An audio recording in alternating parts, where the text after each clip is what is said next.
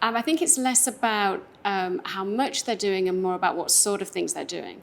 So what we see is that many organizations are focusing on initiatives that aren't really evidence-based, so they're not proven to work. So you'll find a sort of piecemeal sort of approach focused on sort of fixing the women as opposed to, fixing the organization.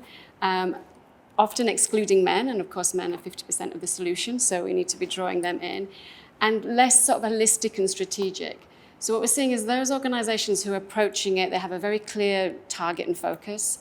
They have a strategy, they've put resource behind that strategy, and they're thinking carefully about what evidence-based solutions can they put into place to drive gender representation. Those are the ones that we're seeing are being most successful. You need to answer that question, why diversity?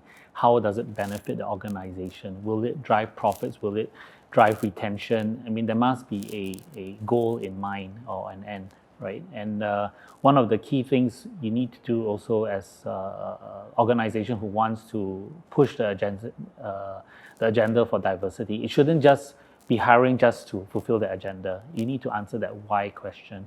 And at the same time, you need to get buy-in because people want to see the benefits of it.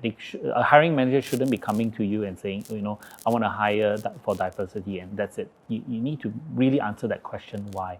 But what we know is things like the interview process, making sure you're using structured interviews and skill-based assessments are both proven strategies that will drive better representation, whatever diversity dimension you're trying to hire.